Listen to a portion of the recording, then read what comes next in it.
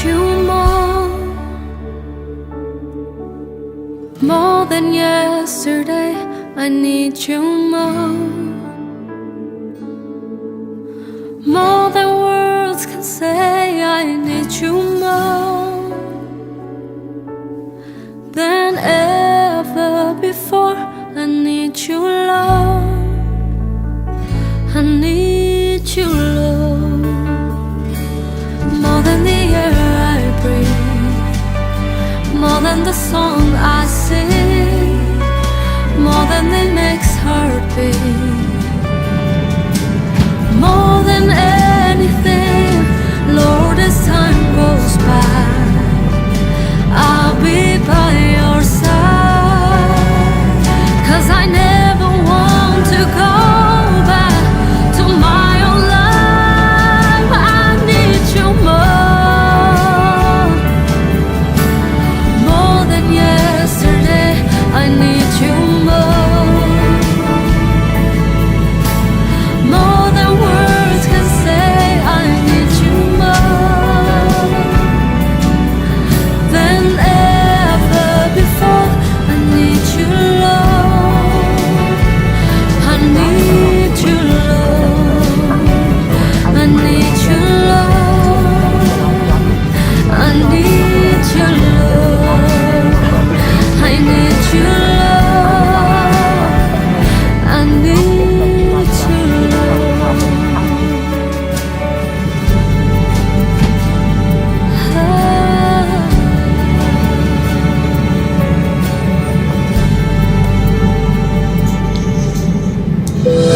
Shalom Aleichem, I am your captain this season. It's my pleasure to have you on board in the special flight JC2021, Destinations to Promised Land. With me in the flight deck is our Lord Jesus Christ. He is going to be your commander on this flight.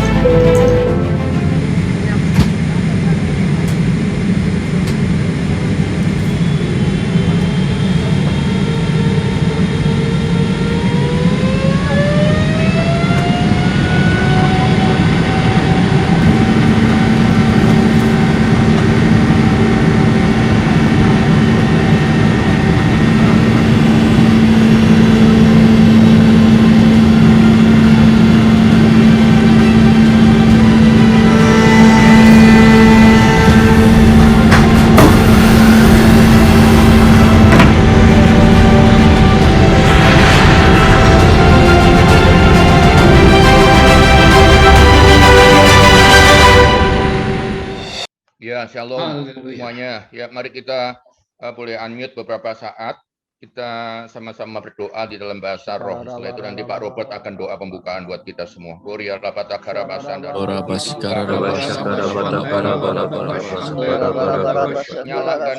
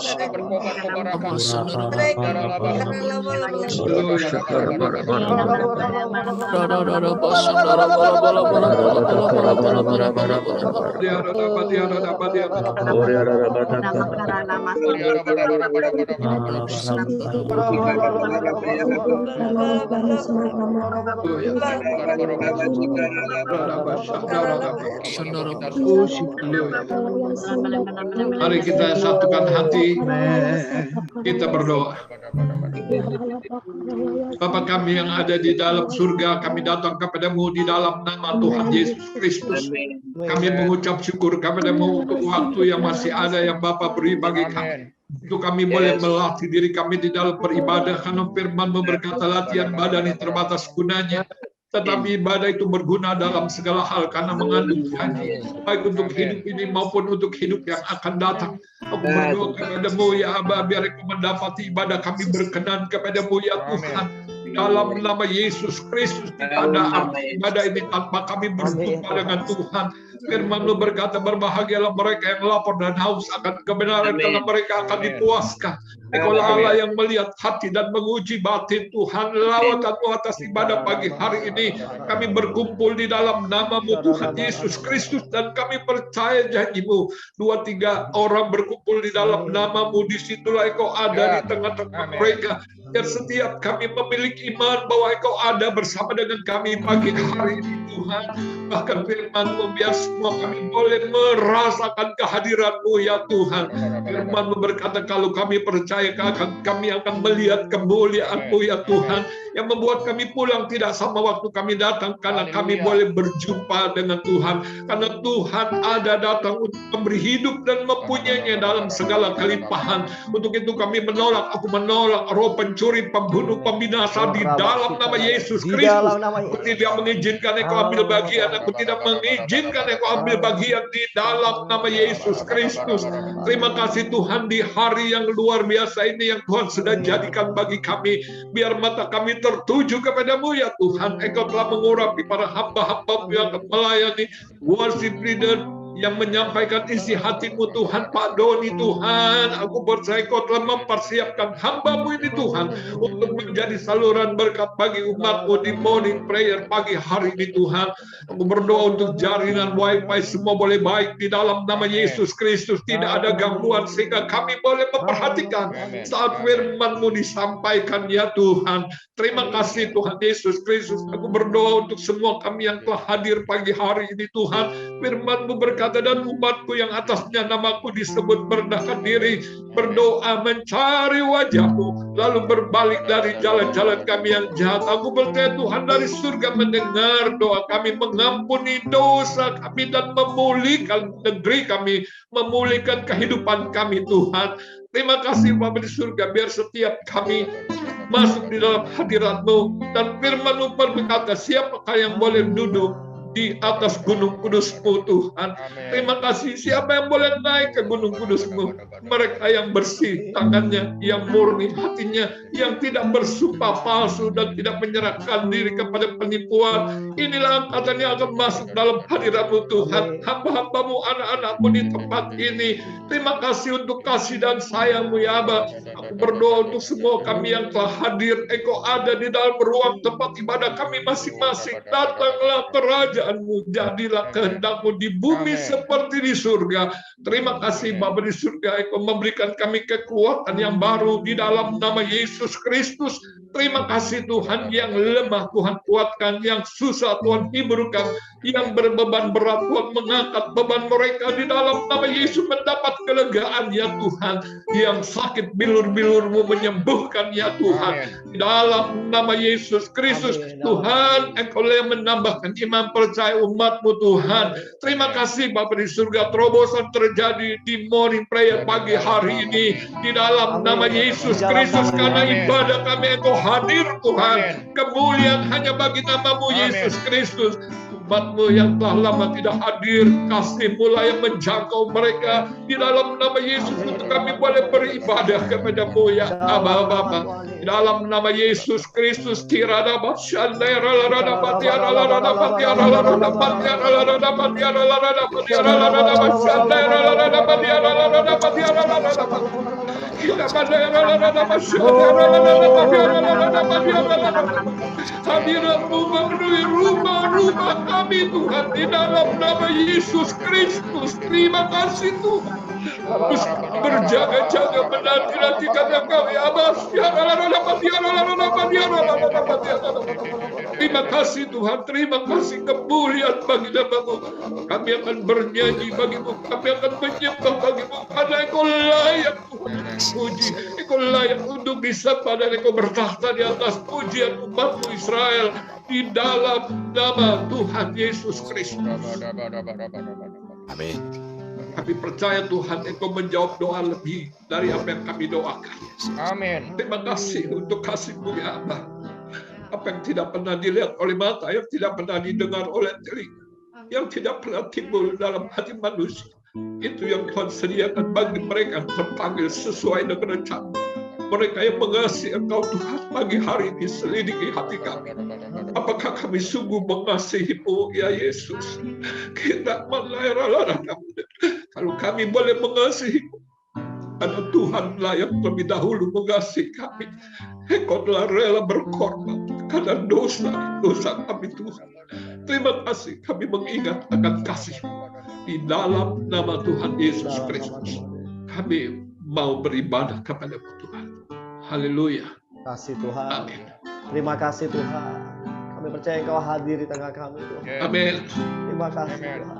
Mari sama-sama saudara kita rindukan Tuhan.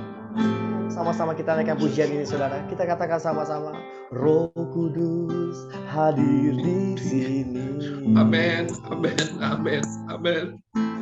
Mengalir di bait suci. Amin. Perkara ajaib pun terjadi, kuasa mukjizat nyata, karena Roh Allah sedang bekerja. Katakan sekali lagi saudara, Roh Kudus, Roh Kudus hadir di sini. Amin. Mengalir di bait suci. Perkara ajaib pun terjadi, Amin. mukjizat nyata, Haleluya. karena Roh Allah sedang bekerja. Tiada yang mustahil, Haleluya. dan tiada yang sukar bila Roh Allah turut bekerja. Tiada yang mustahil bagi orang percaya, karena Roh Allah turut bekerja di antara kita. Mari Bapak Ibu Saudara, sekali kita katakan kembali pujian ini buat Tuhan. Roh Kudus hadir di sini. Amin.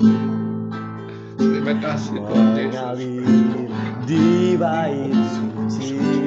Haleluya. Perkara ajaib pun terjadi, kuasa mukjizat nyata, karena Roh Allah sedang bekerja. Tiada yang mustahil, dan tiada yang sukar bila Roh Allah turut bekerja. Tiada yang mustahil bagi orang percaya, karena Roh Allah turut bekerja di antara kita. Mari lebih lagi saudara, buat Tuhan kita yang luar biasa. Tiada yang mustahil. Amin. Amin. Tiada yang mustahil, dan tiada yang sukar bila Roh Allah turut bekerja.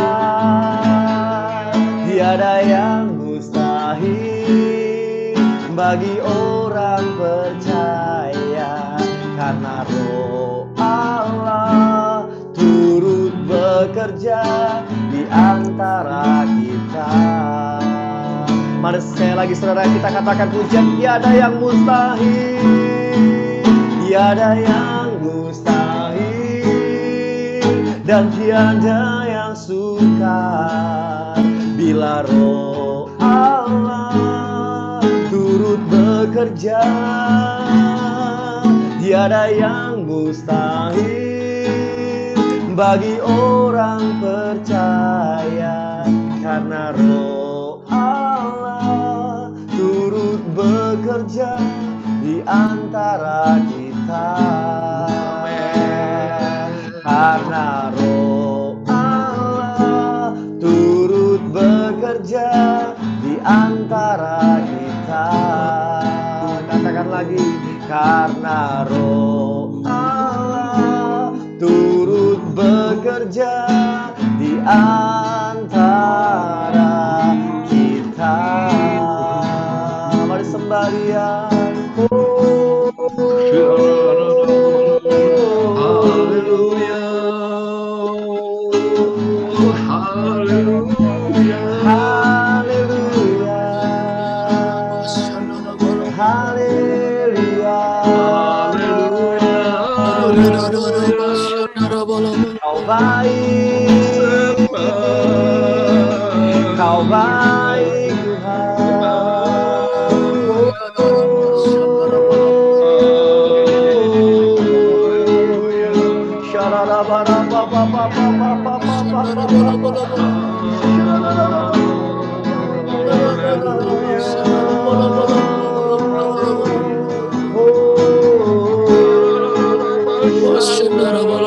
Yang kasih-Mu boleh kami rasakan Tuhan. Pagi hari ini ku sembah Tuhan, ku sembah Tuhan.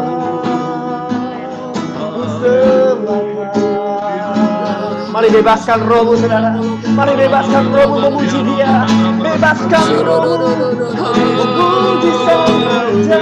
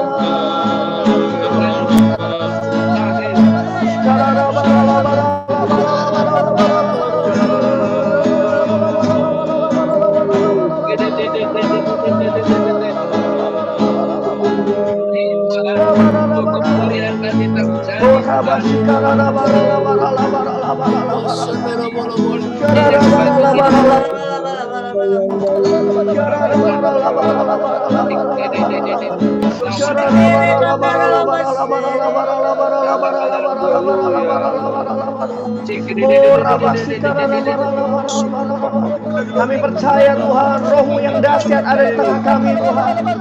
Roh-Mu yang ajaib ada di tengah kami. Terima kasih Yesus. Terima kasih Roh Kudus. Oh Rabashikara Raba. Hadir dalam pujian kami ya Tuhan. Hadir dalam pujian kami ya Tuhan. Terima kasih Tuhan. Terima kasih Tuhan. Yesus, terima kasih.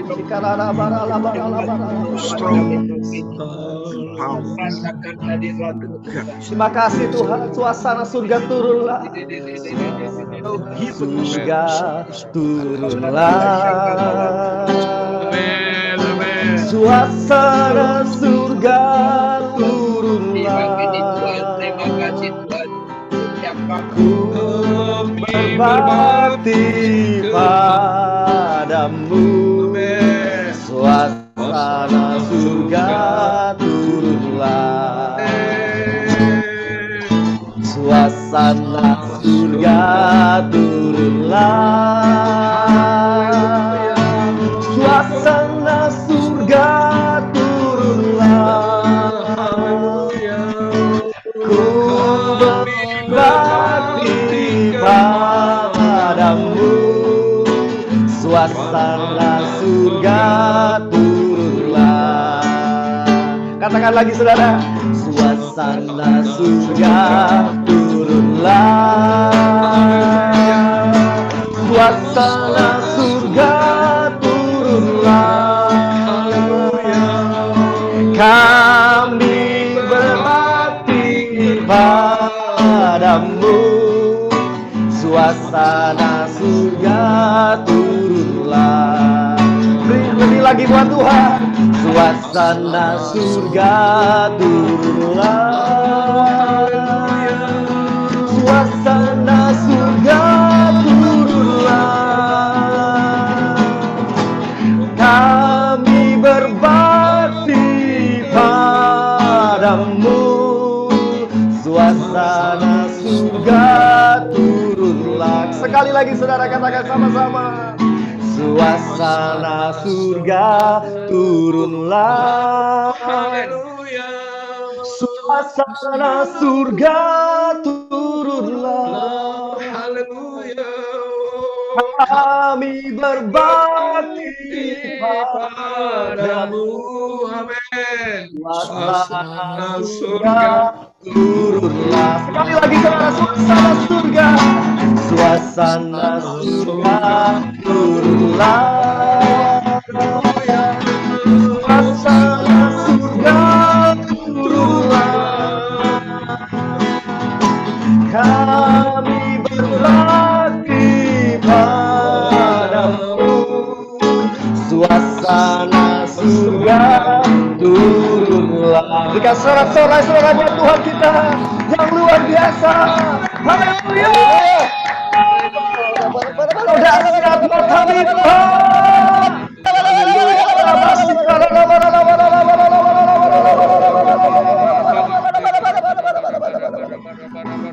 Let your kingdom come, your will be done.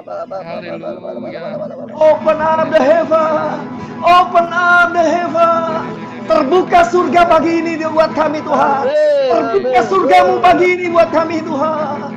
Dalam nama Yesus. Dalam nama Tuhan Yesus. Dalam nama Yesus. Dalam nama Tuhan Yesus. Dalam nama Tuhan Yesus. Saya serahkan pada Pak Obed. Haleluya. Terima kasih Tuhan. Biar doa pujian kami merupakan dupa yang harum di hadapan-Mu. Kau disukakan oleh umat-Mu di tempat ini Tuhan. Saat ini kami siapkan hati untuk mendengarkan kebenaran firman-Mu. Tuhan, nyatakan kasih dan kuasa-Mu, singkapkan semua yang terselubung. Biar Tuhan terus mendapati kami berkenan senantiasa di dalam nama Tuhan Yesus Kristus. Mari semua kita sama Tuhan yang percaya katakan amin. Amin. Mari Pak Yakobus, waktunya untuk Pak Yakobus, mari. Terima kasih, shalom sekali lagi semuanya yang baru masuk juga, ya puji Tuhan, haleluya. Nah, kita morning prayer di penerbangan GC 2021, tak terasa kita 4 bulan lebih berapa belas hari, ya, hampir 5 bulan kita terbang bersama dengan GC 2021 dan tuntunan demi tuntunan Tuhan kita mengalir karena Roh Kudus adalah dinamis dan Dia adalah Allah yang terus bergerak menuntun kita seperti Dia pernah menuntun umatnya di padang gurun dengan tiang awan dan tiang api. Begitulah Dia terus menuntun kita sampai dengan pagi hari ini. Haleluya.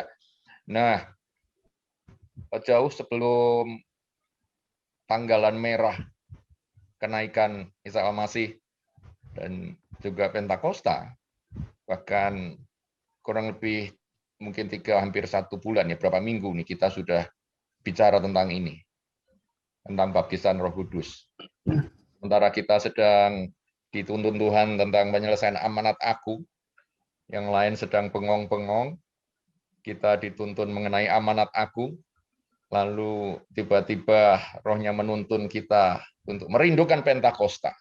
Haleluya. Dan kita setiap pagi mendengar sharing live, wow, hampir semua kebagian sharing live tentang pengalaman baptisan Roh Kudus. Sangat indah, semakin hari kita semakin wah on fire, kita disegarkan kembali dengan kesaksian-kesaksian yang hidup dari saudara-saudara kita, pengalamannya macam-macam tentang baptisan Roh Kudus. Ya, ada yang seperti gemetar, ada yang bahasa roh, lidahnya seolah-olah seperti tak terkendali gitu ya. Ada satu gairah yang luar biasa akan Tuhan dicurahkan, macam-macam. Tapi yang prinsip yang pasti adalah semuanya yang ngalamin itu itu merasakan sesuatu dinamika yang baru di dalam kehidupan rohani mereka.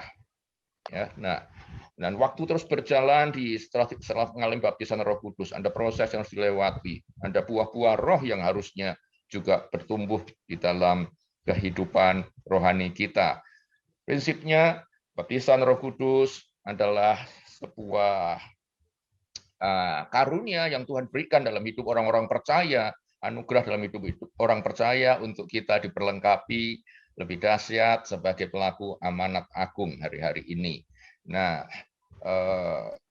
bersama dengan kita hadir Pastor Dr. Doni Lupianto, haleluya, ya, yang melambaikan tangannya. Ya, puji Tuhan, pagi ini Bapak Didi Mulyana kita punya teman, ya, wajah yang penuh kemuliaan penampilannya, ya, puji Tuhan. Dan beliau sibuk mengajar di sana kemari. Sudah ada gini, ada beberapa yang sudah familiar sama beliau, sering ketemu di KOM dan sebagainya, di STT, tapi sebagian mungkin baru kenal. Oke, karena hari-hari ini memang Tuhan, saya perhatikan ya, kita cermati, Tuhan itu lagi memunculkan orang-orang yang mungkin selama ini itu selama ini kita belum pernah kenal, tapi hari-hari ini Tuhan munculkan. Di layar kita ini ada pendoa-pendoa yang selama ini ngumpet mungkin di kamar doa, tapi hari-hari ini Tuhan munculkan ke depan. Haleluya. Ya, tadi orang-orang tadinya mungkin nggak semua kenal Pak Robert Chandra, tapi tiba Tuhan munculkan Robert Chandra. Saya percaya inilah waktu Tuhan untuk semua Tuhan pakai bagi kemuliaannya.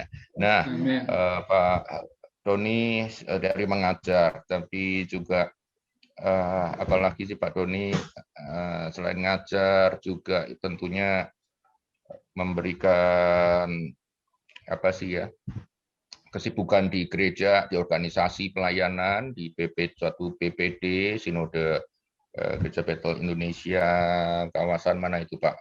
Barat ya? Banten. Oh itu ya, Banten, puji Tuhan. Ya ini orang wajahnya wajah Tangerang. Cina Benteng katanya gitu ya, kemarin dia bilang Cina Benteng. Jadi nggak jauh-jauh lah dari kita sebetulnya di yang kisaran Jabodetabek. Dan oke, ya, itulah sekilas perkenalan tentang Pak Dr. Doni Lupianto kita, ya, kelihatanlah wajahnya, profil seperti ini tuh biasanya jenaka, ya, jadi nggak terlalu serius, saya percaya, tapi selalu penyampaiannya sistematik, itu yang saya perhatikan. Nah, yuk kita ngobrol-ngobrol ceritanya, ini bukan seminar gitu ya Pak Doni ya, bukan suatu acara gimana pagi-pagi masuk seminar. Kita ngobrol, bincang-bincang tentang yaitu Holy Spirit, tentang janji Bapa, satu hal yang besar dalam hidup orang percaya. Yesus naik ke surga dan kita tidak tinggalkan yatim piatu. Nah, kita ngalir dengan tanya jawab gitu ya Pak Doni ya, bincang-bincang kita. Nah, tapi waktu kita tentu sangat terbatas, namun don't worry, karena di hari-hari sejak beberapa hari kemarin saya sudah minta siapa yang ada pertanyaan tolong langsung kirim dan saya akan rangkum supaya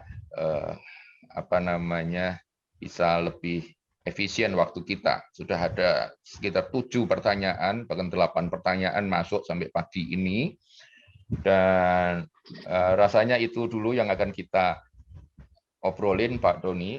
7-8 pertanyaan itu, nanti kalau ada pertanyaan lain yang tiba-tiba masih muncul lagi, silahkan tulis di layar chat.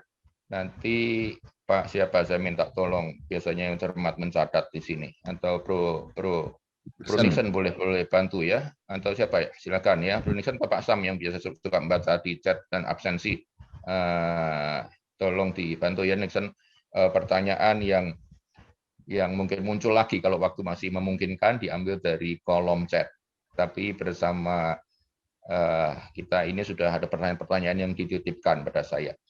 Baik, puji Tuhan. Pak Doni, kita ngalir dulu yuk, mulai dari yang paling basic, yaitu tentang janji Bapa mengenai Roh Kudus yang Tuhan Yesus sampaikan the last minute sebelum Tuhan Yesus naik ke surga. Karena kemarin kebetulan Lebaran juga, hari kenaikannya, orang bilang, oh Tuhan Yesus kita mudik juga ya, balik karena dia berasal dari surga, dia mudik ke surga, tapi memang dia curahkan rohnya bagi kita.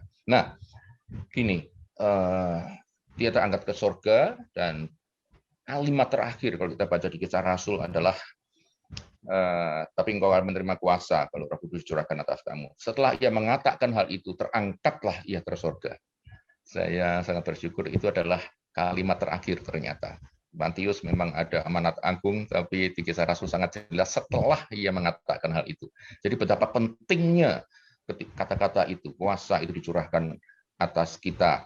Nah, di kalangan insan Pentakosta, Pak Doni, ada keyakinan bahwa tanda awal daripada orang yang menerima baptisan Roh Kudus ini, baptisan Roh Kudus adalah pengalaman yang berbeda dengan pengalaman ketika kita percaya, itu sudah kami bahas di beberapa minggu kemarin. Tapi ketika baptisan Roh Kudus itu dialami seseorang, beberapa orang percaya mulai berbahasa roh. Pertanyaannya, Pak Doni, yang pertama adalah, apakah mutlak seorang yang baptis Roh Kudus itu mutlak dengan tanda awal berbahasa roh? Nah, kalau itu dijawab tidak harus, bagaimana konsekuensinya? Dan kalau harus, berarti bagaimana? Ya, itu Pak Doni pertanyaan pertama. Silakan, mungkin singkat padat berbobot urapan Pak Doni. Waktunya ya, sip. Saya mau menyapa dulu nih kepada Bapak Ibu. Shalom Bapak Ibu semua. Ya, Shalom, ya. Shalom. Pagi-pagi sudah berdoa di saat dimana yang lain masih ngambil waktu pribadi, ini udah waktu korporat nih ya. Memuji menyembah Tuhan, terus ngobrolnya juga Pentakosta ini luar biasa Pak Yakobus ya. Amin. Luar biasa. Oke, tadi pertanyaannya kan, apakah kalau dibaptis Roh Kudus itu tandanya mutlak harus berbahasa roh gitu Pak Yakobus ya? Yes. Nah, kalau kita sih akan kembali saja kepada Alkitab ya. Kalau kita melihat di dalam narasi yang ditulis oleh Lukas dalam Kisah Para Rasul, itu ada 3 peristiwa besar ya yang dicatat terkait dengan pencurahan Roh Kudus di situ.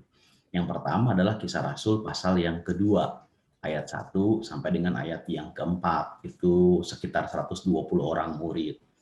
Jelas di dalam ayat itu kita tahu tuh Pak Yakobus kan begitu dibaptis Roh Kudus mereka berbahasa roh di situ ya.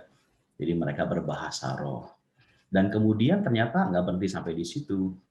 Kalau kita membaca juga di dalam Kisah Rasul pasal 10 ayat 44 sampai 46 ya.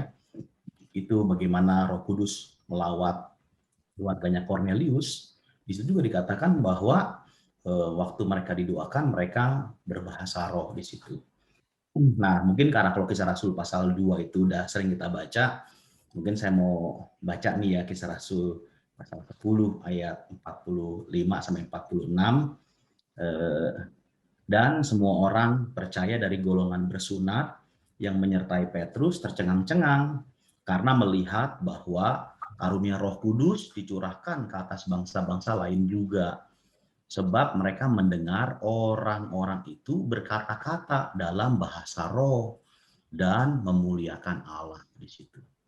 Kemudian juga ternyata peristiwa yang ketiga adalah terjadi di atas orang-orang percaya ya, murid-murid di kota Efesus, itu Kisah Rasul 19 ayat yang ke-6.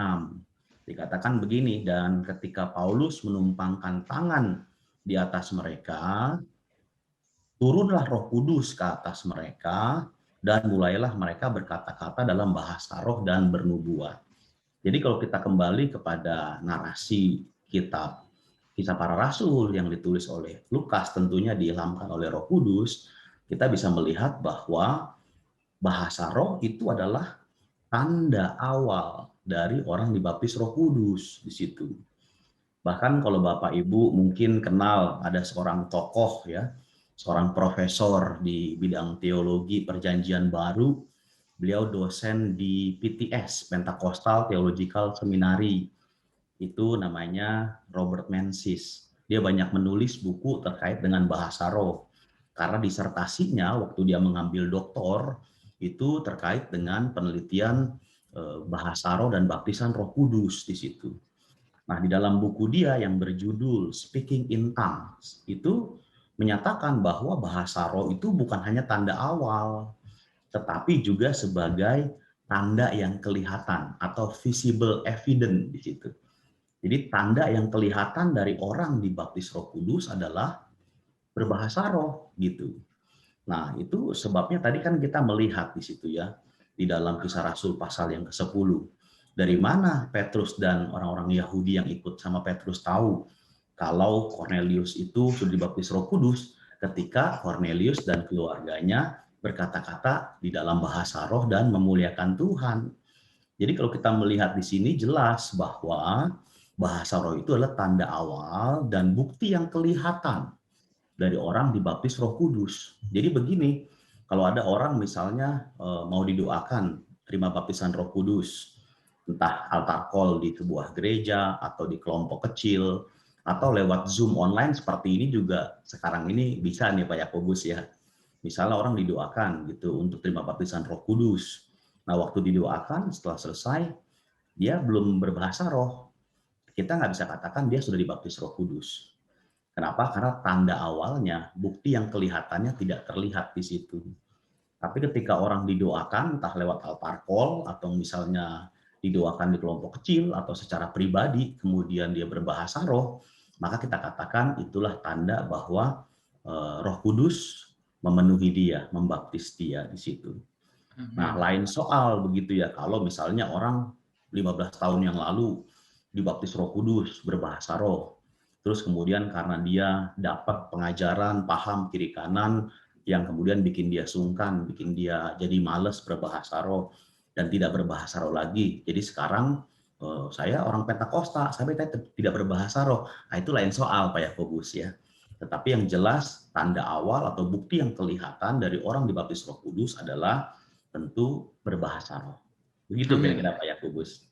Mudah-mudahan puji bisa Tuhan. menjawab. Haleluya. Jadi persoalannya memang perlu physical evidence tadi ya, supaya orang tahu, orang tahu, dirinya sendiri pun tahu ada sesuatu terjadi dalam hidupnya gitu ya. Haleluya. Initial evidence dan visible evidence gitu. Puji Tuhan. Haleluya. Thank you untuk penjelasan ini. Nah, kemudian pertanyaan berikutnya ini akan diajukan oleh Pak Didik. Pak Didik Mulyana. Mana Pak Didik Mulyana? Boleh dijejerkan di layar. Halo. Didik Mulyana, ya. Seperti kembar pagi hari ini. Iya, kembaran saya ini, Pak. Oke. Sama kita, Pak, semangat. Puji Tuhan ya, penuh kemuliaan. Nah, gini, terkait masih tadi mengenai tanda awal dan kemudian juga tanda yang terus kelihatan ketika orang selalu dipenuhi oleh Roh Kudus dalam hidupnya, ya, yang terus menyertai di dalam kehidupan mengiring Roh Kudus. Nah, Pak Didik menanya, silakan Pak Didik tentang tokoh-tokoh ya kalau nggak salah yang besar, terima kasih. yang berpengaruh ya, silakan. Terima kasih Pak Yakobus. Pak Doni, saya ada pertanyaan nih. Ada hamba Tuhan yang reputasinya pelayannya sedemikian legendaris ya, kita tahu itu Pak Billy Graham ya. Billy Graham ini luar biasa dipakai Tuhan.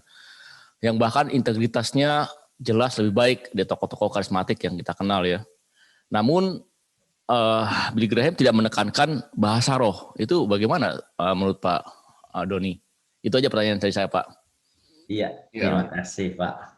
Memang pertanyaan yang serupa juga dengan itu banyak ya kalau kita temui di kalangan umum gitu. Yang pertama, apakah yang mirip ya, apakah orang yang tidak berbahasa roh itu tidak bisa dipakai Tuhan dengan luar biasa? Contohnya kembali Billy Graham. Terus kemudian sekarang buktinya ada tokoh gitu yang tidak berbahasa roh dan lebih berintegritas gitu ya dibanding dengan tokoh-tokoh lain yang berbahasa roh. Nah, mungkin karena saya orang akademisi ya, saya orang kampus, saya itu jarang mengeluarkan statement perbandingan tanpa penelitian nih Pak Yakobus, Pak. Jadi kalau misalnya lebih berintegritas, ukurannya apa gitu. Ya itu mungkin sebagai pembuka dulu ini Pak ya.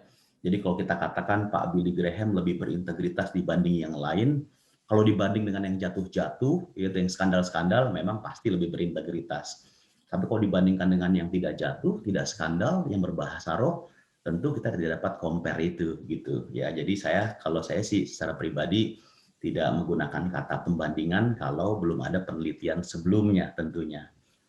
Nah, kemudian terkait dengan itu juga kan ada pertanyaan. Ini buktinya orang-orang yang berbahasa roh itu yang paling banyak jatuh katanya gitu ya, yang paling banyak itu dalam skandal. Ya kan mereka berbahasa roh, sedangkan Billy Graham tidak berbahasa roh, kan begitu kadang pertanyaannya ya. Nah, kalau saya sih kembali juga pernyataan bahwa banyak orang yang berbahasa roh itu jatuh dalam skandal dibandingkan dengan tidak berbahasa roh itu, satu, penelitian ilmiahnya dari mana, perhitungan jumlahnya itu maksudnya. Ya, jadi kenapa? Mungkin karena baca bukunya Robert Liardon kali. Gitu, mereka yang jatuh ya kan. Jenderal Allah ya. Ya, jenderal Allah. Ya, tentu saja karena mungkin Robert Liardon itu kan tipikal yang Pentakost, dan dia juga menulis tentu hamba-hamba Tuhan dari aliran yang sama, kira-kira gitu ya, aliran Pentakost dalam bukunya itu. Nah, terus kemudian juga saya masih ingat nih dulu di tahun-tahun 90-an, ini nggak apa-apa ya kalau saya sebut merek nih, bukannya endorse atau apa-apa, contoh aja nih. Saya masih ingat dulu di tahun-tahun 90-an itu kan seperti ada satu perkataan gitu ya, atau pernyataan begini, jangan beli motor Honda katanya, karena motor Honda itu gampang rusak. Buktinya apa? Itu kalau kita ke bengkel motor, pasti yang banyak itu yang mereknya Honda katanya. Kalau merek yang lain Yamaha, Suzuki, kita jarang lihat gitu. Tapi yang ngantri itu adalah yang sepeda motornya mereknya Honda gitu. Nah, pertanyaannya adalah, apakah kalau misalnya sepeda motor Honda itu banyak nangkring di bengkel motor, lantaran gara-gara sepeda motor merek Honda itu yang cepat rusak? Atau jangan-jangan karena sepeda motor Honda yang paling banyak dimiliki oleh orang-orang? Artinya mungkin perbandingannya kita nggak tahu berapa gitu ya. Jadi mungkin waktu era itu memang yang terkenal tuh sepeda motornya merek Honda, sehingga banyak diminati, banyak dimiliki, makanya kalau kita ke bengkel nggak heran yang banyak sepeda motor Honda. Kan itu kita juga harus pikirkan ke arah situ. Jadi kalau kita bilang yang terlibat dan jatuh di dalam skandal itu lebih banyak orang yang berbahasa roh atau hamba Tuhan yang berbahasa roh dibandingkan dengan yang tidak berbahasa roh. Nah, jangan-jangan karena memang yang paling banyak menonjol dipakai Tuhan itu adalah mereka yang berbahasa roh dibandingkan dengan yang tidak berbahasa roh.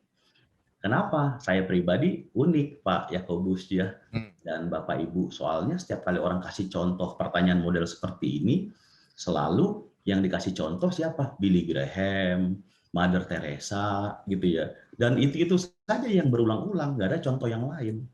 Tapi kalau kita melihat, mungkin Bapak Ibu, saya nggak tahu ada yang sempat ikut atau tidak ya, STT The Way, di mana saya mengajar sebagai dosen tamu juga, itu pernah mengadakan seminar Third Pentecost itu ya. Nah, di situ komplit tuh, ada biblical view, ada historical view, ada theological view di situ. Nah, di dalam bahasan terkait dengan historical view, ternyata Bapak Ibu bisa melihat di sana bagaimana sejak dari Pentakosta mula-mula tahun 33 Masehi dilanjutkan dengan abad pertama, terus abad kedua, ketiga, keempat, sampai dengan abad ke-21, itu banyak sekali. Dan kita nggak pernah pikir, oh ternyata orang kita sebut namanya itu dia orang Pentakost sebetulnya, penuh Roh Kudus. Bahkan, mohon maaf nih, mereka yang terkenal di kalangan Katolik, seperti Fransiskus dari Assisi dan lain-lain, sekalipun mereka dikenal sebagai tokoh Katolik, tetapi mereka itu sebetulnya insan Pentakosta. Karena mereka penuh Roh Kudus dan mereka juga berkarunia roh di situ. Jadi kalau kita melihat memang dari sejak zaman gereja mula-mula sampai dengan hari ini ada begitu banyak orang-orang yang penuh dengan Roh Kudus, berkarunia roh, berbahasa roh, dipakai Tuhan dengan luar biasa gitu. Amen. Jadi kalau saya pribadi sih lebih memotivasi Bapak Ibu nih supaya jangan sampai kita mengambil contoh yang kecil untuk kita kemudian saya nggak usah berbahasa roh lah, kalau gitu Billy Graham juga nggak berbahasa roh gitu kan. Nah, padahal ada begitu banyak ya, ratusan hamba-hamba Tuhan, ya mungkin ribuan kali yang berbahasa roh yang dipakai Tuhan dengan luar biasa dan tetap berintegritas gitu. Amen. Jadi mungkin ini penjelasan sederhana dan singkat, mudah-mudahan bisa menjawab pertanyaan Bapak semua. Menarik sekali. Makasih Pak. Ya, cukup memuaskan ya Pak Didi jawabannya bahwa betul. jadi memang fakta ada hamba-hamba Tuhan yang berbahasa roh namun jatuh dan itu langsung kesorot gitu ya Pak Doni, kira-kira gitu ya. Padahal banyak yang tidak jatuh, yang dipakai Tuhan luar biasa bahkan sampai hari ini, namun tidak terekspos ya, mungkin karena pengaruh dari beberapa buku-buku tertentu yang memang kita baca gitu tentang kejatuhan beberapa hamba Tuhan tertentu. Memang itu jatuh satu saja kan sangat disayangkan gitu kan. Jadi ketika ada beberapa hitungan jari yang jatuh itu sangat disesalkan dan itu ditulis gitu. Tapi sangat banyak ya, termasuk Smith Wigglesworth sampai akhir hidupnya ya Pak ya, juga bahkan dia membangkitkan beberapa orang dari kematian, termasuk istrinya sendiri, saya baca itu juga. Tapi toh dia dari awal sampai akhir di usia lanjut dia tidak mengalami skandal dan sebagainya, dan itu sangat mungkin terjadi bagi kita semua hari ini. Itu kabar gembiranya ya. Baik, berarti kalau gitu ini benar Pak, ini tadi sempat disinggung tentang kok bisa sampai jatuh ya, sudah dibaptis Roh Kudus loh gitu kan ya. Terus ada yang bilang ya kan memang ada ayatnya dari hari terakhir juga orang berseru Tuhan, tapi Tuhan tidak mengenal dia. Ada yang bernubuat demi namamu Tuhan, tapi juga Tuhan tidak kenal dia, dan sebagainya. So, pertanyaannya sederhana gini Pak Doni, kok bisa ya? Kan memang sih bahwa antara karunia sama karakter itu dua urusan yang berbeda. Antara dibaptis Roh Kudus dengan proses buah-buah roh, urusan yang lain itu. Ibaratnya kemarin beberapa minggu kemarin saya sampaikan ibaratnya kayak baju dan celana, itu dua-duanya penting gitu. Tapi ya itu urusan yang berbeda. Jadi ketika kita lagi ngomong baptisan Roh Kudus, jangan nyemprot dulu. Yang penting itu buah-buah roh gitu. Itu dua-duanya hal yang penting ya kan. Nah, tapi pertanyaannya gini, kok bisa ya orang dalam saat yang sama kelihatannya berpuasa roh, kelihatannya kayak rohani, tapi ternyata hidupnya ancur-ancuran. Karakternya nggak bagus, nggak jadi kesaksian, integritasnya lah gitu istilahnya tahun ini ya. Itu gimana gitu? Kok karunianya nggak diambil sih sama Tuhan gitu? Terus kalau dijawab ya, tapi kan Tuhan memang nggak, kalau sudah kasih nggak main ambil gitu. Pertanyaan lebih lanjutnya, lah kok betah-betahnya Roh Kudus tinggal dalam diri orang model kayak gitu loh ya. Sementara banyak yang lain yang nggak berbahasa roh, ini integritasnya kelihatannya lebih bagus. Nah, gimana tuh Pak? Kok gitu Pak? Kok Roh Kudus mau sih tinggal dalam hidup orang kayak gitu? Gimana Pak Doni? Iya, baik. Pada prinsipnya sih Pak Yakobus ya, kan berbahasa roh itu bukan ukuran kedewasaan rohani gitu. Artinya orang yang berbahasa roh itu kan belum tentu dia dewasa secara rohani. Jadi kita juga mesti sadar itu. Kenapa? Karena kalau kita lihat saja misalnya, kan setiap orang percaya, orang yang baru percaya, ini juga kan kita bisa baca di dalam Kisah Para Rasul. Setiap orang yang baru percaya, baru bertobat, baru dibaptis, misalnya kayak Cornelius, ya terus kayak di Kisah Rasul 19 itu murid-muridnya Yohanes Pembaptis yang baru percaya, itu bisa langsung dibaptis Roh Kudus gitu. Karena memang syarat baptisan Roh Kudus adalah sudah lahir baru, ya kan? Sudah disucikan hatinya oleh Roh Kudus. Artinya apa? Roh Kudus sudah diterima dan berdiam di dalam diri mereka, baru kemudian mereka didoakan terima baptisan Roh Kudus dengan tanda awal berbahasa roh. Jadi kalau kita melihat di sini, orang yang baik rohani bisa dibaptis Roh Kudus gitu. Bahkan banyak terjadi, kita lihat narasinya dalam Kisah Para Rasul, kita ukuran sekarang itu bayi-bayi rohani, orang yang baru percaya kemudian dibaptis Roh Kudus. Nah, itulah kenapa saya katakan bahwa baptisan Roh Kudus itu bukan tanda atau bukan ukuran dari kedewasaan rohani. Artinya ketika bayi rohani ini, orang yang baru percaya ini, orang yang baru bertobat ini, dia mengalami kelahiran baru dan dibaptis Roh Kudus, dia kan nggak langsung otomatis dewasa rohani.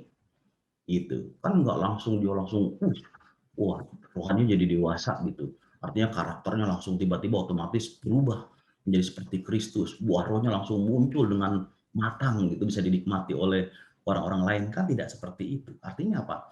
orang yang dibaptis Roh Kudus, dia tentu tetap harus menjalani fase sanctification, fase pengudusan diri, fase di mana dia harus hidup sesuai dengan firman, mematikan perbuatan daging, menghidupi hidup yang baru, dan menghasilkan buah roh di situ. Dan tentu kalau kita bicara soal kedewasaan rohani juga tidak diukur oleh jabatan. Enggak. Bukan berarti orang punya jabatan tinggi rohaninya dewasa, tidak juga. Tidak diukur oleh lamanya orang menjadi orang Kristen, tidak juga. Jadi bisa saja ada orang udah lama Kristen, jabatan tinggi, sudah baptis Roh Kudus berbahasa roh, tetapi rohaninya tidak dewasa, makanya tidak mencerminkan karakter Kristus di dalam kehidupannya di situ. Ya, jadi kalau kita melihat di sini, kita harus paham bahwa bayi rohani pun yang baru percaya pun bisa dibaptis Roh Kudus. Artinya semua orang yang sudah dibaptis Roh Kudus, tetap dia harus masuk di dalam fase sanctification, fase pengudusan, fase pendewasaan, pematangan rohaninya di situ.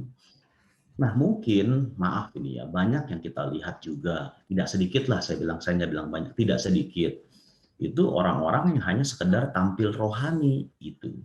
Di depan orang banyak, supaya terlihat rohani, wah dia berbahasa rohnya kayaknya, mantap gitu ya. Kayaknya ini lebih dari yang lain. Tetapi cuma sekedar show off. Artinya kalau di depan umum aja dia berbahasa roh. Tetapi dalam kehidupan pribadinya sendiri, dia tidak menghidupi kebenaran firman, tidak sesuai dengan firman. Dengan kata lain, maaf, munafik gitu. Ya nggak heran integritasnya hancur-hancuran gitu. Nah, jadi bahasa roh itu memang selain kita untuk doa pribadi di rumah, tentu juga untuk kita di arena publik seperti ini, ya kan, arena korporat kita juga berbahasa roh gitu. Nah, jadi dua-dua ini sama, saling seimbang. Nah, kebanyakan yang kita lihat bahasa roh tapi hidupnya hancur-hancuran, jangan-jangan mereka di publik itu tampil rohani untuk show off, tapi kehidupan pribadinya tidak membangun manusia rohnya gitu, tidak menghidupi kebenaran firman Tuhan. Nah, cuman jangan sampai karena orang-orang seperti ini lantas kita membuat keputusan untuk tidak perlu berbahasa roh.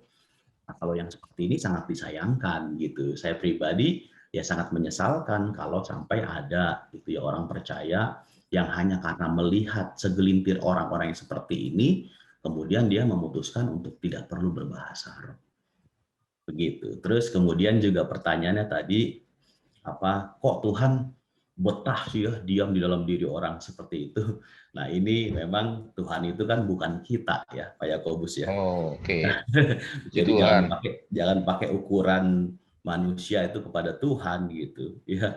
Nah, ini kalau kita baca Alkitab itu kan kita sering menemukan tuh satu buah pernyataan ya, sebuah kebenaran firman bahwa Tuhan itu panjang sabar dan berlimpah kasih setia. Itu dia. Jadi Tuhan itu panjang sabar, berlimpah kasih setia. Misalnya di Keluaran 34 ayat 6, terus Mazmur 86 ayat 15 ya. Terus Mazmur 138 dan seterusnya di situ. Jadi ya itulah Tuhan, panjang sabar dan berlimpah kasih setia di situ. Jadi tadi itu kok Tuhan betah sih tinggal sama orang seperti itu. Kalau kita membaca di Alkitab juga kan di sana dikatakan janganlah kamu mendukakan roh yang memeteraikan kamu ya menjelang hari penyelamatan. Jadi Roh Kudus itu ya hanya akan keluar dari diri seseorang ketika seseorang itu mendukakan Roh Kudus. Apa itu mendukakan Roh Kudus? Ketika seseorang jatuh bangun terus di dalam dosa yang sama di situ. Jadi dosa yang sama ya. Jadi udah berdosa terus tobat minta ampun, jatuh lagi.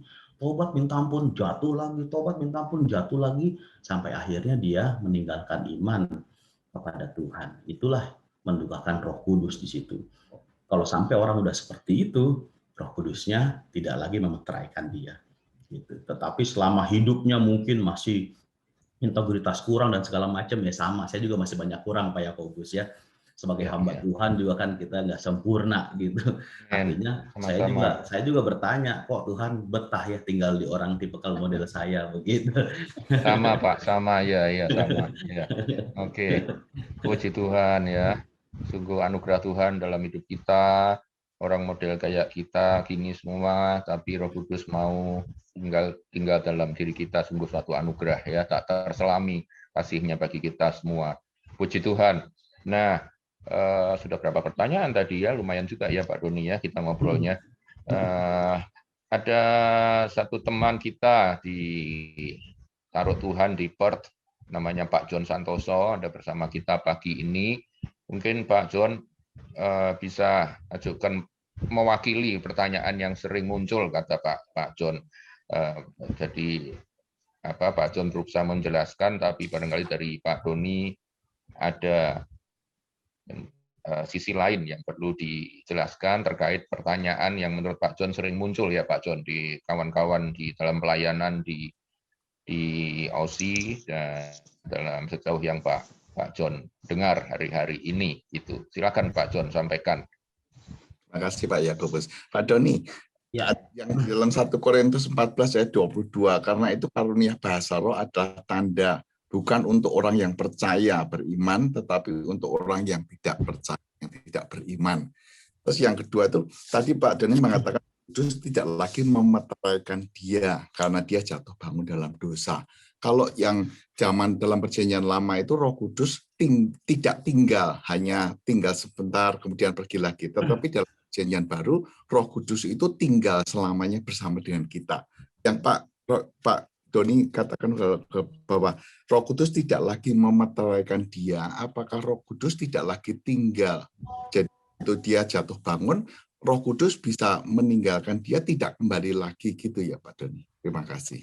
Iya, terima kasih Pak John. Yang pertama terkait bahasa roh tanda bagi orang yang tidak percaya atau tidak beriman. Itu seperti ini maksudnya Rasul Paulus. Jadi kalau misalnya dalam sebuah ibadah nih, contoh kemarin saya khotbah di salah satu gereja di Tangerang. Nah karena memang pandemi COVID kan, jadi onsite itu mengikuti protokol kesehatan. Nah, terus kemudian pintu semua dibuka lebar-lebar nih Pak John. Jadi pintu depan tuh dibuka lebar, semua gereja gitu. Biasanya kan kalau di ibadah tutup gitu ya, nggak kelihatan dari luar. Tapi ini semua dibuka gitu, supaya hawanya kan bisa keluar, sirkulasinya bagus. Nah tentu pas kemarin saya juga khotbah tentang bahasa roh dan tentang perlunya dibaptis Roh Kudus. Tentu altar call-nya terkait dengan supaya kembali on fire lah gitu. Jadi mereka bahasa roh lagi kenceng gitu kan. Nah, waktu jemaat beribadah berbahasa roh, terus kemudian ada orang yang belum percaya, entah tukang parkir, entah misalnya babysitter yang nganter anak gitu ya, ikut ke gereja di situ. Waktu mereka melihat kami lagi berbahasa roh, terus mereka bingung, ini maksudnya apa? Kayak ngapain ya orang? Ngomong apa? Itulah maksud dari Rasul Paulus. Jadi ketika ada orang yang tidak percaya masuk dan melihat orang-orang percaya sedang berbahasa roh, kemudian dia menjadi bingung dan merasa aneh, gitu ya. Itulah yang memisahkan dia, menandakan kalau dia itu bukan orang percaya. Gitu. Ini yang di dalam Alkitab penuntun hidup berkelimpahan disebut sebagai tanda negatif. Tanda negatif itu artinya tanda bahwa orang itu waktu pas dia lihat orang berbahasa roh, dia nggak tahu, dia bingung. Bahkan kan kalau kita di Alkitab dibilang, wah mereka gila gitu ya. Terus dibilang, wah mereka mabuk anggur, itu kalau di Kisah Rasul pasal 2 kan. Nah itu tanda bahwa mereka tidak percaya, orang yang belum beriman. Lain, nah di Citra Raya itu kan ada satu deret itu, komplek gereja bersama. Ada HKBP, ada GPI, terus ada gereja apa. Nah yang di sebelah kami itu kan gereja HKBP. Mereka waktu lewat, mereka it's okay aja, nggak bingung. Kenapa? Karena mereka orang percaya, mereka tahu, oh ini gereja GBI lagi bahasa roh. Nah, jadi itulah yang dinyatakan Rasul Paulus, tanda bagi orang yang tidak percaya atau tidak beriman. Gitu ya. Jadi kira-kira begitu ya Pak John. Terus kemudian tadi yang kedua, apa ya, sorry. Roh Kudus tidak lagi memeteraikan dia. Oke, jadi kalau terkait dengan itu Pak John, kita mengenal ada dua dimensi ya, dua dimensi karya Roh Kudus dalam kehidupan orang percaya. Yang pertama adalah dimensi pemberdiaman, yaitu pada saat Roh Kudus diberikan kepada orang percaya berdiam dalam diri orang percaya, yaitu ketika orang percaya lahir baru di situ. Ya, terus kemudian yang kedua adalah dimensi pemberdayaan, yaitu di mana orang percaya dipenuhi dengan Roh Kudus, dibaptis Roh Kudus, menerima otoritas dan kuasa untuk menyelesaikan amanat agung di situ. Nah, di Alkitab ada bukti-buktinya. Contoh misalnya, zaman sebelum Yesus mati di atas kayu salib dan bangkit, itu orang belum ada yang didiami Roh Kudus, Pak John. Itu sebabnya orang-orang perjanjian lama, even sampai dengan murid-murid di dalam perjanjian baru, di dalam Injil, ketika era sebelum Yesus mati, sebelum Yesus bangkit kembali, belum ada Roh Kudus yang berdiam di dalam diri orang. Contohnya apa? Nah, kita lihat dalam Yohanes pasal 7 ayat 37 sampai 39. Ketika Yesus bicara tentang air hidup, kan Yesus bilang gitu, dia belum datang karena Yesus belum dimuliakan di situ kan. Jadi Roh Kudus itu belum datang, kata datang di situ artinya belum diberikan berdiam di dalam diri orang percaya karena Yesus belum dimuliakan di situ. Nah, kata dimuliakan apa maksudnya? Nah, Yohanes menulis di dalam Yohanes pasal 12 ayat yang ke-23, kemudian ayat 32, ayat 33, Yesus dimuliakan itu bicara apa sih? Bicara tentang kematian Yesus gitu. Jadi dari dua narasi Rasul Yohanes dalam Injil Yohanes ini, kita tahu bahwa sebelum Yesus dimuliakan, sebelum Yesus mati, maka Roh Kudus belum diberikan berdiam di dalam diri murid-murid atau orang percaya gitu. Jadi makanya kalau dalam perjanjian lama sampai dengan murid-murid sebelum Yesus mati dan bangkit, tidak ada yang ditinggali oleh Roh Kudus berdiam. Loh, kok murid-murid bisa lakukan mujizat waktu diutus pergi melayani berdua-berdua? Yesus bilang dalam Yohanes 14, kamu mengenal dia karena ia menyertai kamu, because he lives with you. Jadi masih with you gitu. But he will live in you gitu. Jadi ada dua tensis waktu di situ yang dijanjikan oleh Tuhan Yesus. Jadi selama ini Roh Kudus itu hanya menyertai, lives with gitu. Makanya nggak heran pelayanan murid-murid disertai oleh Roh Kudus gitu. Sekalipun Roh Kudus belum berdiam, tetapi dia akan diam di dalam kamu. He will live in you dikatakan. Kapan itu? Ketika Yesus sudah mati. Makanya Yohanes 20 ayat 21-22 kan waktu itu Yesus sudah bangkit menjumpai murid-murid. Yesus kasih mereka tugas, kamu akan menjadi saksi atas semuanya ini. Dan untuk itu Yesus bilang, Yesus mengembusi mereka dan Yesus berkata, terimalah Roh Kudus. Gitu. Nah, kata mengembusi di situ dalam Septuaginta itu kitab perjanjian lama yang berbahasa Yunani. Itu sudah ada tahun 200 sebelum Masehi itu. Jadi zaman Yesus itu mereka menggunakan Alkitab PL berbahasa Yunani itu di situ. Nah, di dalam Septuaginta kata mengembusi di dalam Yohanes pasal yang ke-20 21 sampai 22 itu mirip dengan kata di dalam Kejadian pasal 2 ketika Tuhan menciptakan manusia dari debu tanah dan kemudian dihembusi dengan nafas kehidupan sehingga menjadi hidup. Nah, juga sama kata mengembusinya dalam Septuaginta digunakan di Yehezkiel pasal 37 ayat yang ke-9 kalau nggak salah ketika tulang-tulang kering bangkit menjadi pasukan tapi belum hidup. Tuhan suruh Yehezkiel sekarang bernubuat supaya napas kehidupan berhembus. Jadi Yehezkiel bernubuat maka napas kehidupan merhembus sehingga pasukan itu menjadi hidup. Nah, jadi kata mengembusi di situ adalah tadi itu memberikan roh ya diam di dalam kehidupan murid-murid sehingga murid-murid kemudian menjadi lahir baru. Nah, proses kelahiran baru murid itu ya, di Yohanes pasal 20 itu. Jadi pertama kali Roh Kudus tinggal dalam diri orang percaya, pertama-tama di antara murid-murid itu. Bukan cuma yang 11 rasul itu aja ya, tetapi juga kepada yang menyertai mereka pada waktu itu, karena plural kata itu.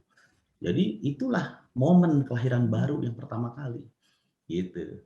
Ya, itu Roh Kudus berdiam di situ dalam diri orang percaya. Makanya setiap kita percaya kepada Yesus, kita ini dilahirkan kembali. Ingat perkataan Yesus dengan Nikodemus, kamu harus dilahirkan kembali. Jadi orang percaya itu waktu dia percaya kepada Tuhan, maka dia menerima Roh Kudus yang berdiam dalam kehidupannya. Fungsinya apa? Memeteraikan janji Tuhan, memeteraikan keselamatan, kemudian mengerjakan sanctification, pengudusan dalam kehidupan orang percaya, menghibur, menolong, mengajar, memberitahu hal-hal yang akan datang. Itu yang Tuhan janjikan. Itu adalah dimensi pemberdiaman. Nah, makanya kalau orang itu mendukakan Roh Kudus, artinya apa? Jatuh bangun dalam dosa yang sama sampai akhirnya meninggalkan Yesus.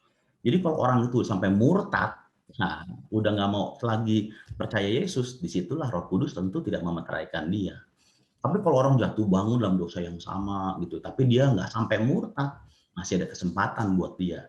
Karena Roh Kudus belum pergi. Roh Kudus itu hanya akan meninggalkan seseorang ketika dia sudah tidak lagi mau percaya kepada Tuhan Yesus. Ini dimensi yang pertama.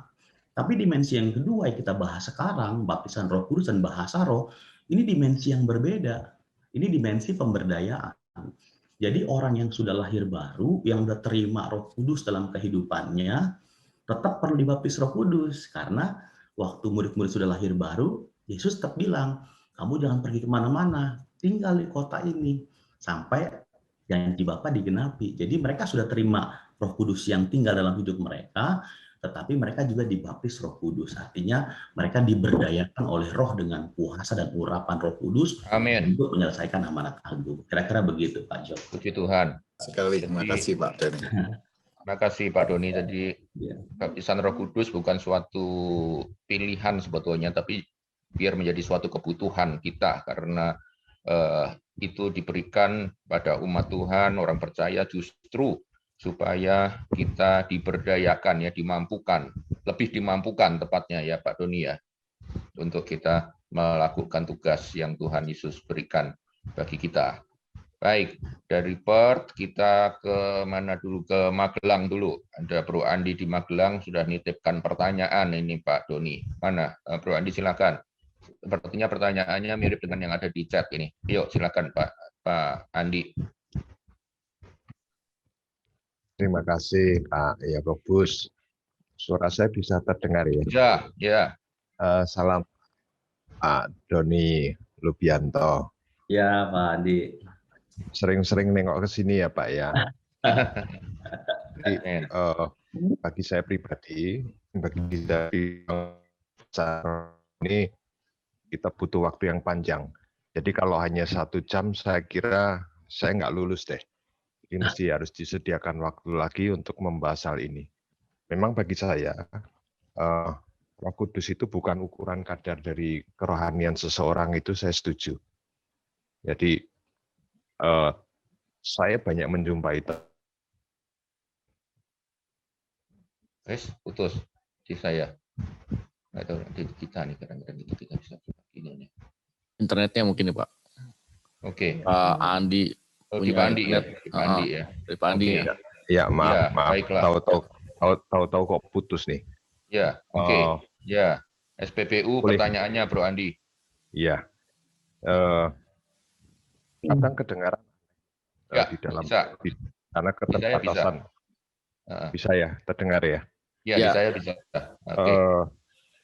Kadang kedengaran aneh. Kalau kita ini menjadi orang Kristen yang sudah dipenuhi oleh Roh Kudus, lalu kita kedatangan tamu dari denominasi yang berbeda gitu, kita rasanya gerah atau tidak mencair. Yang diketahui umum memang Roh Kudus ini memang lemah lembut. Jadi aneh juga kalau misalnya di dalam pengucapan atau berdoa lalu kita kepenuhan Roh Kudus sampai teriak-teriak histeris begitu, orang merasa tidak nyaman. Padahal sesungguhnya yang saya rasakan itu seperti bapak-bapak yang di sini saat berdoa mengucapkan Roh Kudus itu berasa kok nyetrum sampai ke Magelang ini, ke kota kecil. Amen. Jadi ada yang berdoa Haleluya. sampai kadang-kadang menyebutkan itu malah dirinya sendiri yang kelihatan. Saya banyak pertanyaan sebenarnya, makanya tidak cukuplah kalau hanya beberapa menit. Jadi juga kedengaran aneh, misalnya ada orang bicara, mari kita berdoa dalam bahasa roh hanya 1 menit. Itu masih mending loh, ada yang 30 detik saja ya. Jadi seolah-olah di mana Roh Kudus? Penempatannya mungkin agak berbeda.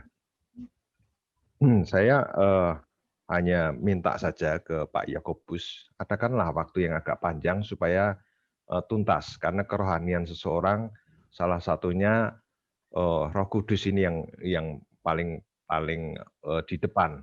Tapi sebenarnya yang paling utama adalah kasih. Orang bisa berbahasa roh seperti apapun tingginya, kalau kita tidak ada kasih yang diutamakan, itu semuanya sia-sia. Itu saja Pak. Pertanyaan banyak, belum saya sempat catat, tapi Pak Doni harus sering-sering muncul ya Pak ya. Terima kasih Pak. Ya, pertanyaannya lebih berupa pernyataan Pak Doni untuk pernyataan supaya Pak Doni sering-sering muncul. Oke. Tapi ini mungkin pertanyaan Pak Andi mirip-mirip dengan berapa yang ditanyakan Pak orang-orang, yaitu ketika bersama-sama orang berbahasa roh 1 menit tadi. Mari kita berbahasa roh 1 menit atau 3 menit atau 5 menit gitu ya. Sepertinya kok bisa sih Roh Kudus dikomando kayak orang nyolokin saklar gitu ya. Apakah gimana tuh penjelasannya? Iya. Ya memang ini kebanyakan narasi dari worship leader atau mungkin dari pengkhotbah gitu ya, yang pengen ngajak gitu ya orang berbahasa roh tapi waktu terbatas, kadang begitu ya. Jadi sebetulnya dalam konteks ini itu bukan kita merintahin Roh Kudus, tidak gitu ya. Tetapi worship leader, pengkhotbah itu sedang mengajak orang-orang jemaat yang sudah dibaptis Roh Kudus untuk ayo kita membangun diri kita sendiri gitu. Ayo kita menyembah Tuhan gitu. Artinya pribadi lepas pribadi tetapi bersama-sama. Ayo kita berbahasa roh. Nah, jadi itu sih sebetulnya bukan perintahin Roh Kudus. Wah, saya nggak berani Pak Yakobus. Kalau kita sadar betul doktrin tentang Allah dan doktrin pneumatologi, kita nggak akan berani itu. Saya bertobat gitu. Waktu saya belum belajar teologi gitu ya. Wah, kalau khotbah dulu kan Roh Kudus, jamah, misalnya gitu ya. Jamah Roh Kudus gitu ya. Terus pas saya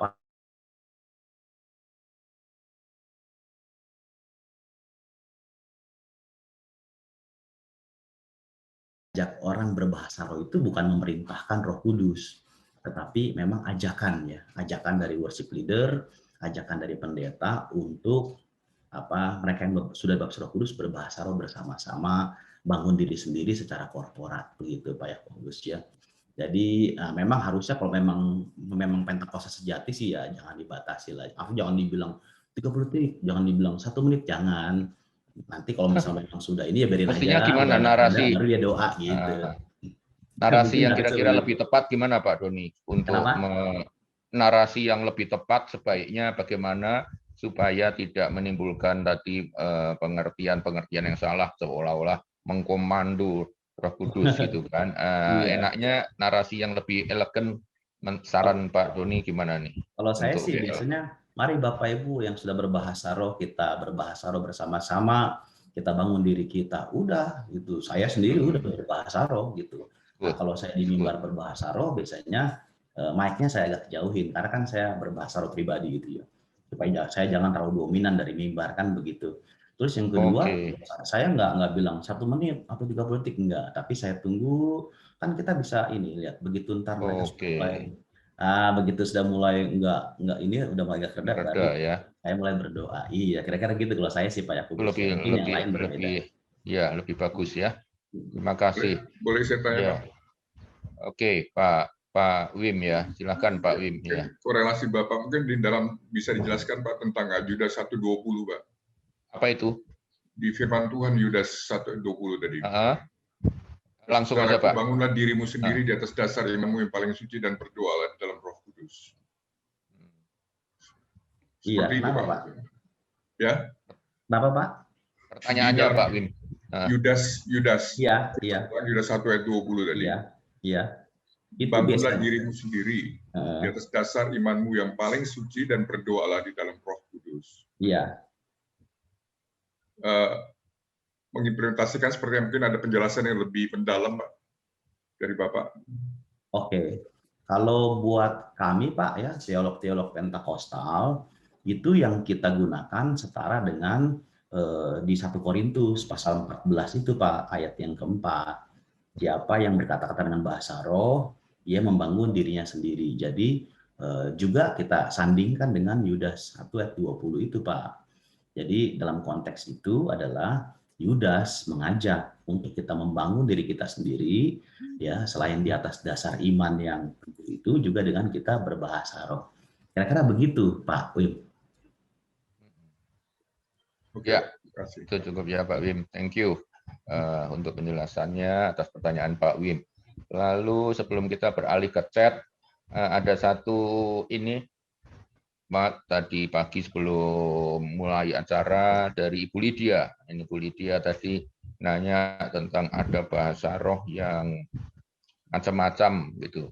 Jadi ada yang tiba-tiba, apa tadi istilahnya Bu Lydia, tadi apa Bu Lydia, nyeremin gitu ya? Kedengarannya kayak apa ya, aneh, horor, agak takut gitu.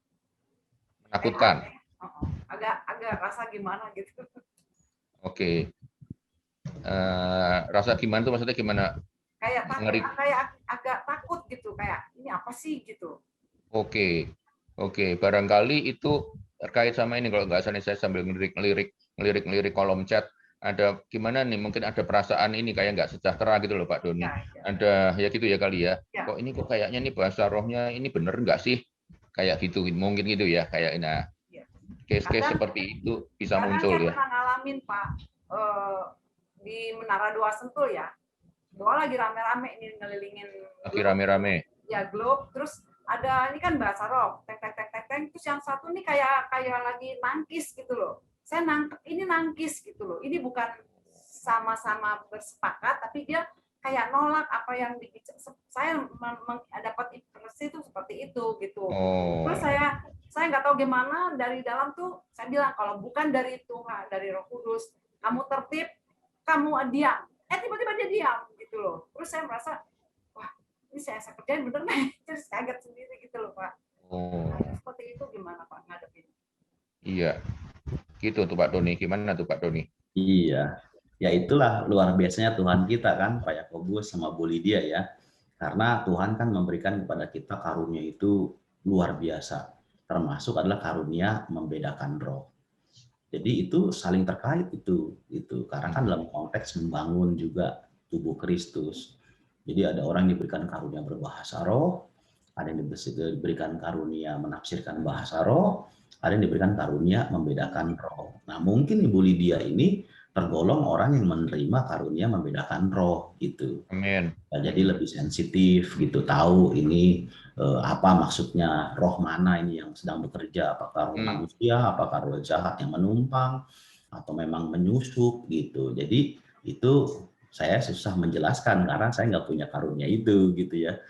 Saya hanya bisa melihat dari ciri-ciri fisik Pak Yakobus, Bu Lydia misalnya. Satu kali di dalam jemaat ada ibadah, terus tiba-tiba dia seperti manifestasi gitu ya, seperti bahasa roh gitu, manifestasinya nggak karuan. Nah, dibawa, digeret ke belakang kan, digotong ke belakang ke ruang doa, terus dilayani gitu sama para pendoa, sampai ibadah selesai nggak kelar-kelar. Nah, kemudian saya samperin, saya lihat, wah ini bukan manifestasi, ini Roh Kudus nih gitu kan. Saya bangunin, saya panggil namanya. Saya sebut namanya, saya suruh bangun, sadar dia bangun gitu. Jadi nah, jadi itu kan kalau saya melihatnya kan dari ciri-ciri yang kelihatan aja lah gitu ya. Tapi kalau Bu Lydia ini punya karunia membedakan roh, wah pertajam itu Bu, itu menjadi balancing ya, menjadi penyeimbang di dalam jemaat sih Bu. Gitu. Tetapi juga tentu masing-masing kita itu perlu mawas diri, menjaga diri, jangan sampai karunia kita itu membuat kita satu merasa lebih dari yang lain, atau yang kedua nanti kita menjudge orang, nggak taunya kita salah gitu. Jadi kita juga perlu terus membangun gitu ya, minta hikmat dari Tuhan. Kira-kira gitu Bu. Baik. Iya, Pak Doni. Itu dari sisi Bu Lidianya. Kalau dari sisi orangnya yang tadi bahasa rohnya apa tadi istilahnya seperti nangkis itu mestinya gimana itu Pak? Kalau dia lagi pegang mic sih mungkin oleh petugas bisa langsung mic-nya dimatiin gitu ya. Tapi kalau dia kayak tadi yang Bu Lidia cerita situasinya semua rame-rame nih. Nah, ini orang gimana nih nanganinya nih Pak supaya tidak mengacaukan tadi ketertiban yang sedang terjadi nih. Gitu. Siapa yang harus handle itu orang gitu. Di dalam pertemuan ibadah itu kan pasti ada leadernya ya. Ada leadernya. Nah, leadernya kan biasanya kan juga diberikan otoritas, kewenangan untuk melaksanakan ibadah itu gitu ya. Ya, jadi kalau misalnya memang ada sesuatu bisa sampaikan kepada pemimpin ibadah yang bertanggung jawab pada saat itu. Iya, kira-kira gitu. Ya. Nah, pertanyaan terakhir yang dititipkan ke saya sebelum nanti tolong Bro Nixon teliti dari chat kalau ada yang bisa mewakili pertanyaan yang belum terjawab adalah mengenai bahasa ini Pak. Ketika Petrus itu berkhotbah, ya, lalu bangsa-bangsa yang berkumpul pada tempat itu bisa mudeng dengan apa yang Petrus sedang sampaikan. Itu. Nah, kemudian ada beberapa penafsiran bahwa mujizat bahasa itu mestinya bahasa tertentu, bahasa Spanyol kah, bahasa dan sebagainya. Nah, ini Pak, ini yang terjadi sebetulnya pada waktu itu apa? Ya kan, karena nggak mungkin Petrus diterjemahkan waktu itu, tapi dia bahasa mungkin kan dia berbahasa roh, lalu terjadi mujizat di mana kuping semua orang yang mendengar dari berbagai bangsa itu mendengar menurut bahasa mereka masing-masing. Itu mujizat yang terjadi pada waktu itu. Pertanyaannya hal seperti itu seberapa sering terjadi? Dan mungkin mengapa begitu langka terdengar yang seperti itu sehingga orang perlu translator, perlu penterjemah. Nah, gimana termasuk kalangan Pentakosta masih perlu penterjemah. Kenapa peristiwa seperti itu di Pentakosta pertama kok belum kelihatan di Pentakosta yang kita sekarang rasakan? Ya, ini pertanyaannya Pak, gimana tuh? Iya, yang pertama ini mungkin sederhananya ya, banyak orang itu bilang bahasa roh yang asli itu bahasa roh kayak di Kisah Rasul pasal 2, di mana orang yang mendengarnya itu seperti mendengar dalam bahasa-bahasa yang lain. Kalau nggak salah 17 dia, 17 suku bangsa bahasanya di Kisah Rasul pasal 2 itu.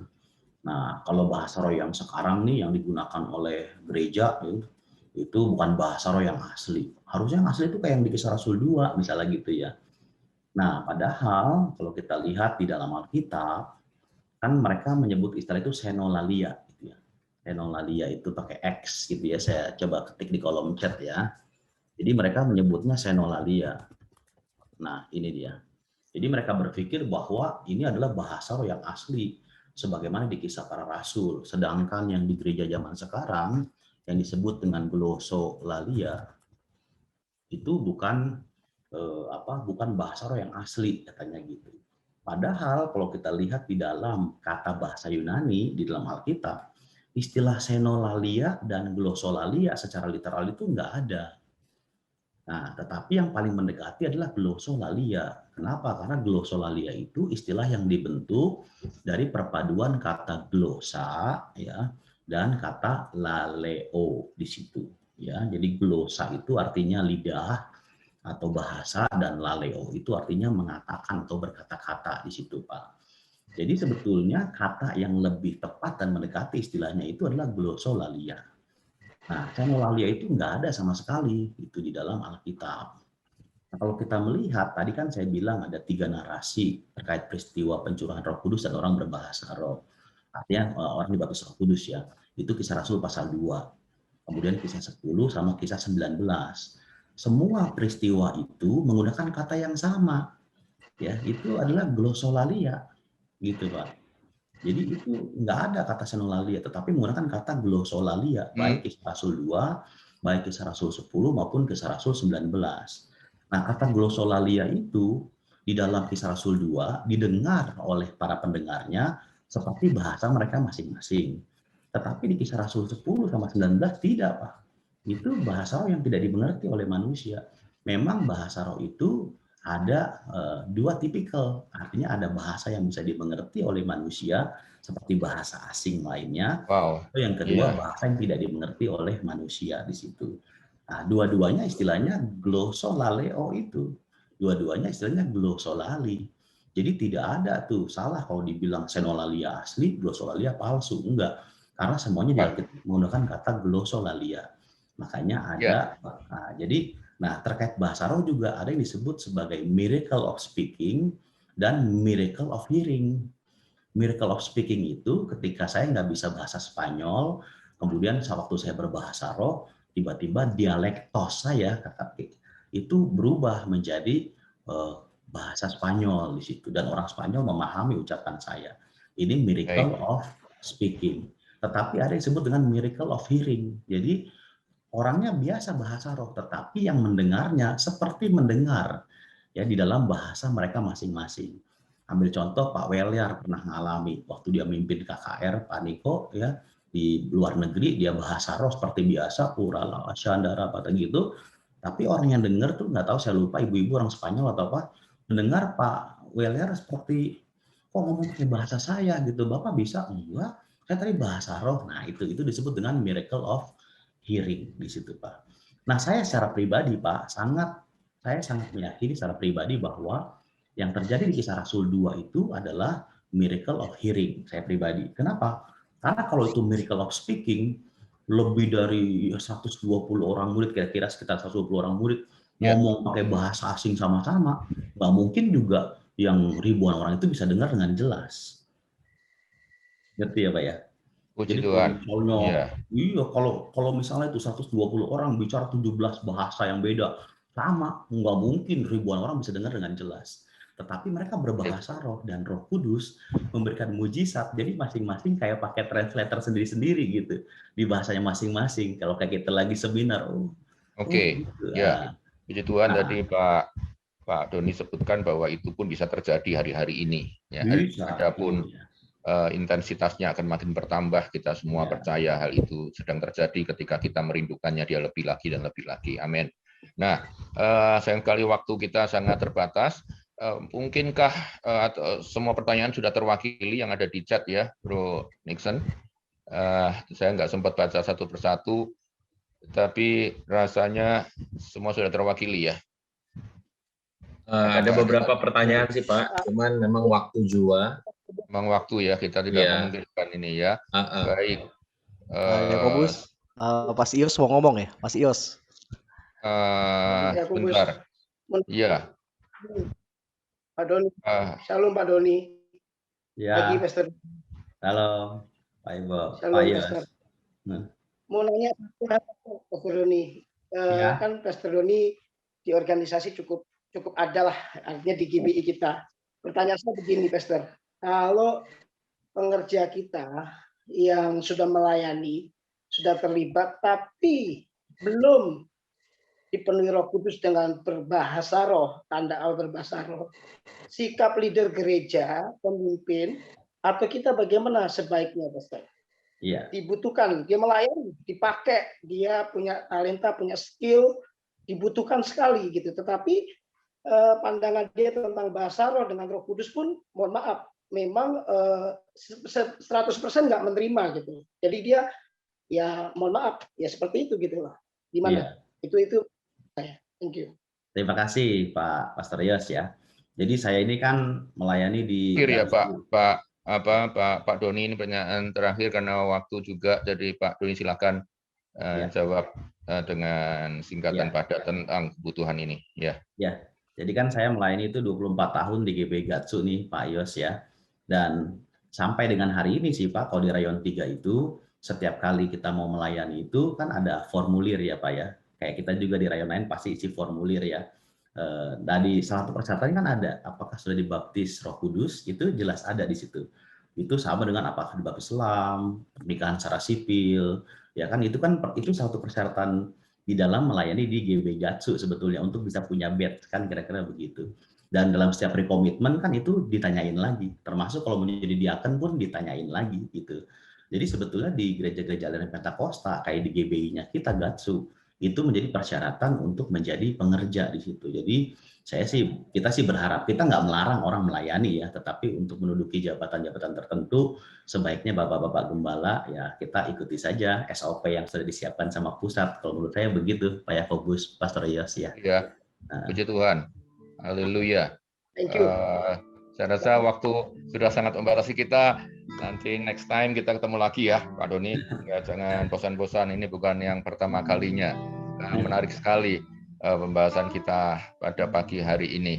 Mari kita akhiri ibadah kita morning prayer pagi ini dengan acara Q&A yang sangat menarik.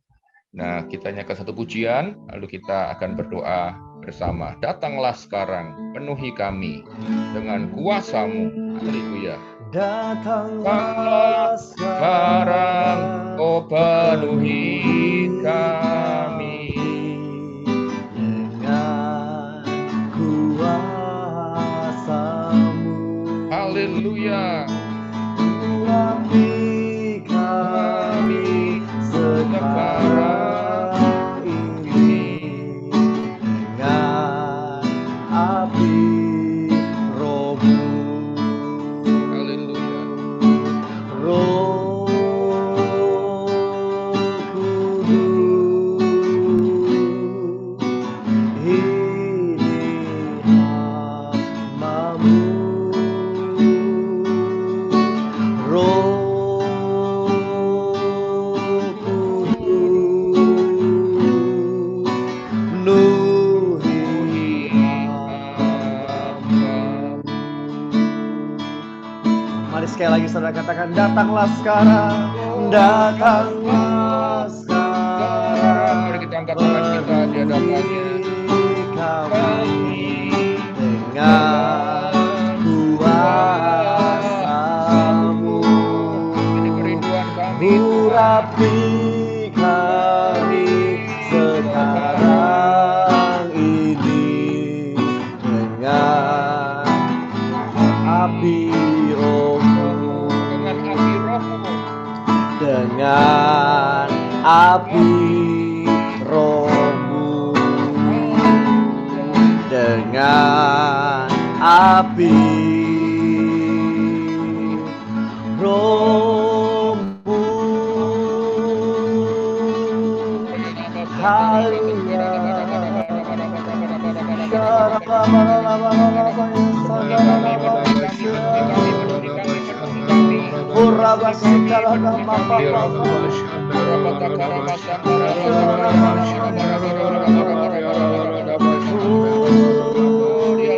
Terima kasih Tuhan Yesus, terima kasih Tuhan. Terima kasih Tuhan. Roh-Mu. Kami tidak berjalan sendiri menjalani kehidupan ini sebab kami punya Roh Allah yang menaungi bahkan yang tinggal dalam hidup kami, yang memimpin hidup kami. Terima kasih Tuhan. Dan satu kerinduan kami lebih lagi, kami mau menyala-nyala oleh api Roh-Mu hari-hari ini Tuhan. Kami bahkan akan menyampaikan berita amanat agung-Mu dengan kuasa-Mu yang Kau berikan atas kami. Terima kasih Bapa, berkati hamba-Mu Dr. Doni Lupianto lebih lagi, pakai lebih lagi menjadi alat-Mu untuk menjadi messenger Pentecost hari-hari ini untuk menyampaikan kebenaran Pentakosta yang terbesar dan terakhir yang sedang terjadi hari-hari ini lebih dan lebih lagi. Berkat-Mu atas kami Bapa Surgawi, kasih karunia-Mu berlimpah atas kami, dan penyertaan-Mu yang sempurna Roh Kudus menyertai hidup kami hari ini hingga Maranatha Yesus datang kembali kekal selama-lamanya. Kita yang percaya diberkati bersama berkata amin. Thank you.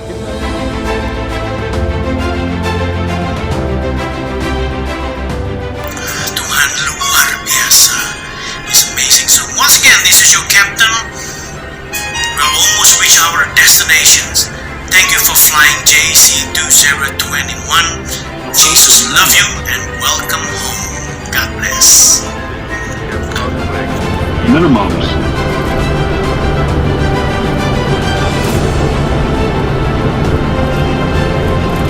$100,